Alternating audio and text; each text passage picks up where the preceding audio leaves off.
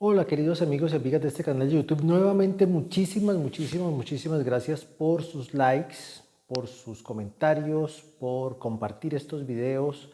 Espero que sean de su agrado, que les sirva esta información para su devenir personal y demás. Y bueno, vamos a continuar con esta historia de las imágenes, esta historia del arte también, pero pues en este caso nuevamente la historia de las imágenes, y vamos a hablar de Egipto, vamos a hablar grandes rasgos de lo que fue esta cultura egipcia, una de las también muy importantes culturas de la antigüedad, una cultura que marcó todo un periodo histórico, toda una serie de cuestiones que tienen que ver con la cultura occidental también. Digamos que entre Mesopotamia y Egipto, sin, digamos, demeritar otro tipo de entornos culturales, digamos que estas dos grandes culturas marcaron los orígenes de lo que conocemos hoy como la cultura occidental, especialmente desde el punto de vista religioso y posiblemente también desde el punto de vista filosófico. En el caso de Egipto, digamos que se constituye como un solo estado con la unificación de el Egipto Bajo y el Egipto Alto, el Alto Egipto y el Bajo Egipto, que están en relación con el río Nilo. El río Nilo es fundamental para comprender a Egipto en general. El río Nilo es la fuente hídrica más importante del continente africano y una de las más importantes del mundo. Además, en sus orillas, por las inundaciones que cada año se presentan en el río, pues se genera una irrigación de cultivos que permite precisamente la agricultura a gran escala. Esto seguramente permitió que el Egipto antiguo tuviera una especie de superabundancia de bienestar que le permitió a este gran estado constituirse en uno de los más importantes de la historia.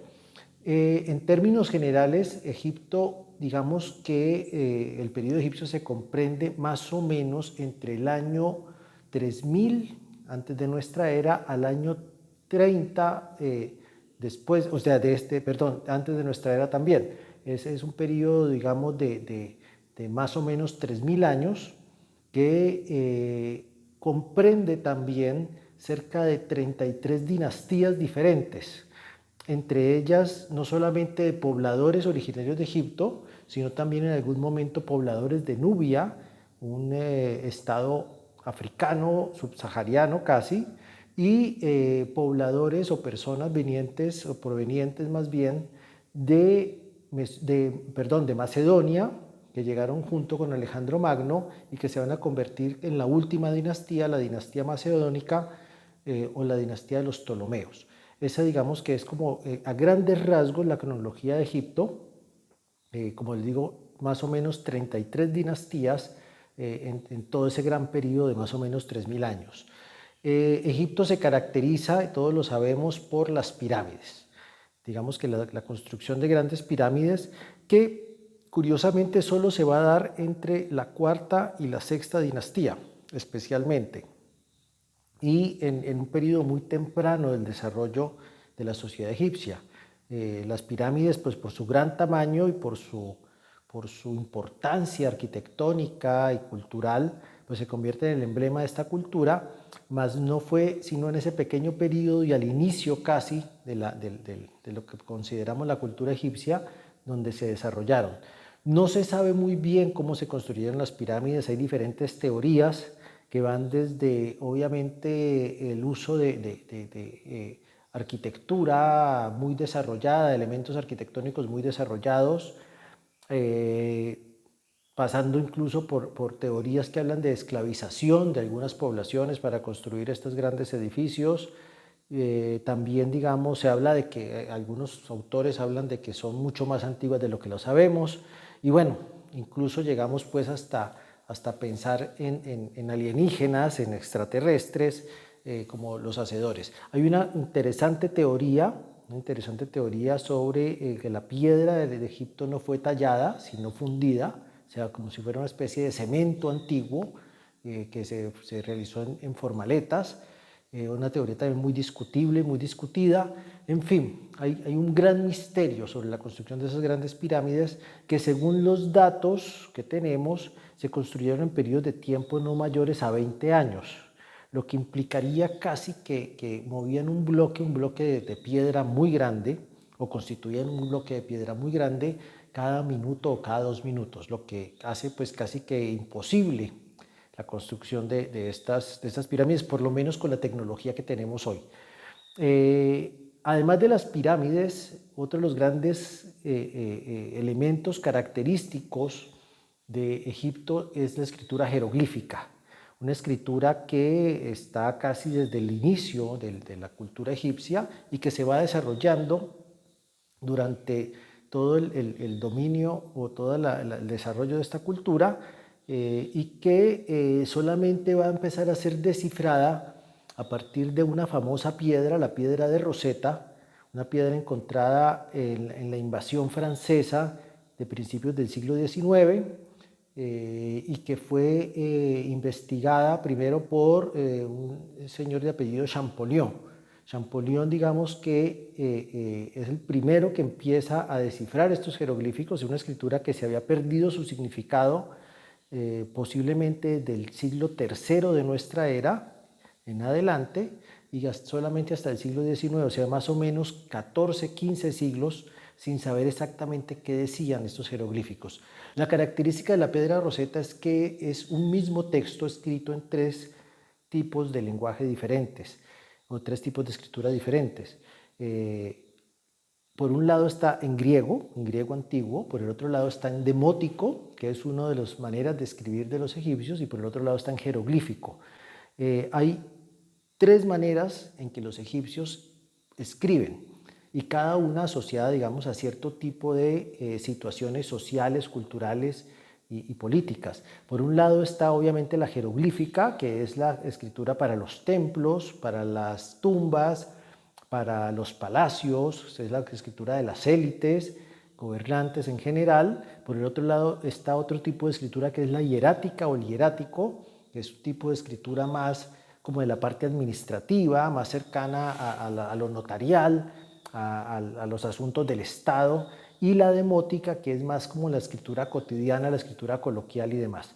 En ese sentido, digamos que al tener esos 2 primeros lenguajes que se podían conocer o descifrar, el griego y el demótico, se asoció el texto y las escrituras a los jeroglíficos, y eso permitió que Champollion y otros después descifraran el sistema de escritura jeroglífica, y por eso hoy tenemos mayor conocimiento, o se tiene mayor conocimiento de qué se escribía y qué se decía en esa época. Personajes fundamentales, importantes de la cultura egipcia en general. Hay un periodo en la 18ª dinastía, que es un periodo, digamos, que se ha hecho muy famoso por un faraón que no fue tan importante realmente. Es importante su hallazgo, o el hallazgo de su tumba más bien, que es Tutankamón. Tutankamón es, digamos, la figura emblemática de la egiptología, y Howard Carter, que fue el que la descubrió, digamos, que la tumba, y quien fue el que primero la investigó y la excavó, digamos, se convierte en los grandes investigadores arqueológicos o arqueólogos de la historia. La importancia de la tumba de Tutankamón es que es la primera, y creo que hasta el momento la única tumba de faraón que se ha encontrado intacta. Las demás tumbas fueron saqueadas, y posiblemente la tumba fue encontrada intacta porque Tutankamón no fue un gran faraón, o sea, no fue un faraón muy importante. Su tumba no era tan grande como las de otros faraones, y seguramente pasó un poco de agache, un poco desapercibida, porque pues no tenía esa importancia, ¿sí? Como los otros faraones muy importantes, Seti I, Ramsés II y demás, pues seguramente sus tumbas fueron saqueadas, no inmediatamente, pero sí un siglo o 2 siglos después de ellos fallecidos. En el caso de Tutankamón, digamos que era como un faraón en el olvido, un faraón que además venía de una tradición bastante cuestionable y dudosa para los egipcios, pero una tradición muy interesante. Fue el hijo de otro faraón también muy discutible y muy interesante, que fue Akenatón. Akenatón hace una revolución que creo que marca la historia del mundo, que es la revolución del monoteísmo. Es la primera persona hasta donde sabemos que, digamos, va a hablar de una religión monoteísta. Esa religión es el culto de Atón, el culto del dios solar, del disco solar, y Akenatón, digamos, hace una revolución, un cambio en términos de las religiones, de la vida social, de la vida política y de la vida económica egipcia a partir de esa revolución religiosa, pasar del politeísmo, o sea, de muchos dioses, al monoteísmo, o sea, un solo Dios. Esto seguramente o muy posiblemente marcó la historia de la humanidad y es muy posible que el monoteísmo, tanto de judíos como de cristianos y como de musulmanes, proceda del monoteísmo de Akenatón. No directamente, pero sí por vía de los judíos hacia las otras tres grandes religiones o dos grandes religiones del mundo. Hay muchos misterios, hay muchas teorías en cuanto a estos faraones, en cuanto a sus familias. Akenatón estaba casado con lo que posiblemente fue una de las más bellas mujeres del antiguo Egipto, que fue Nefertiti. No confundirla con la esposa de Ramsés II, que se llama Nefertari. ¿Ya? Nefertiti es la esposa de Akenatón, y muere de manera misteriosa, lo mismo que su hijo Tutankamón muere de manera misteriosa. No se sabe exactamente la causa de la muerte, muy posiblemente hubo algún complot por parte de las castas sacerdotales o por parte de algunos miembros de la nobleza egipcia. No hay referencias históricas muy precisas. Lo que sí se sabe es que mueren muy jóvenes, a edad muy temprana, sobre todo Tutankamón, que no alcanzó a gobernar creo que más de 5 años, que es un periodo muy corto para faraones. Realmente, y bueno, no se sabe exactamente bien de qué murió. Todavía, digamos, hay una discusión y hay una serie de teorías del complot alrededor de estos dos personajes gigantes. Y bueno, ya había mencionado otro de los grandes faraones de Egipto, que es, o que fue más bien Ramsés II. Ramsés II sí gobernó más de 60 años. Aparentemente fue un periodo muy próspero de Egipto, ya por allá por la 20ª dinastía, y digamos que logró una gran estabilidad social y política. Ramsés II también es recordado por una famosa batalla contra los hititas, que es la batalla de Kadesh. Una batalla donde se enfrentan estos dos grandes imperios, el imperio egipcio y el imperio hitita, y lo particular y curioso con Ramsés II es que él hace esculpir o hace tallar su efigie de la batalla, diciéndose vencedor de la batalla, habiendo vencido a los hititas, cosa que según las fuentes históricas no fue cierta. Aparentemente no hubo un vencedor ni un vencido, parece que hubo como una especie de empate y lograron como establecer en esa batalla, que además una de las batallas más grandes de la historia, que se dice que incluyendo las batallas de la Segunda Guerra Mundial, es la batalla con más carros de guerra de la historia. O sea, ninguna batalla ha superado en tamaño y el uso de carros de guerra, que era, digamos, el arma preferida de egipcios y hititas, a la batalla de Kadesh. Con este acto de autoproclamación de vencedor, posiblemente Ramsés II se esté casi que adelantando a nuestros tiempos, inventándose algo que hoy más o menos conocemos como la propaganda política. O sea, hacerse publicidad de un hecho que no fue cierto y que, digamos, se convierte pues en un hecho que le permite tener el favor de su pueblo, si bien el hecho no fue cierto o no como él lo contó. Es, digamos, uno de los hechos curiosos de la vida de Ramsés II, que además pues, fue un gran, digamos, patrocinador de la arquitectura, con sus templos, con sus grandes construcciones, obviamente muchas en honor al mismo, ¿ya? Y bueno, finalmente viene todo este momento de la dominación macedónica, la llegada de Alejandro Magno a Egipto, convirtiéndose él en faraón, y a la muerte de Alejandro Magno, pues sucediéndolo en el trono de Egipto, uno de sus generales, Ptolomeo Soter I, que digamos va a fundar la última dinastía, que es la dinastía tolemaica. Esta dinastía tolemaica que va a terminar más o menos hacia el año 30 antes de nuestra era, con otra figura también de mucha recordación histórica, que es Cleopatra VII.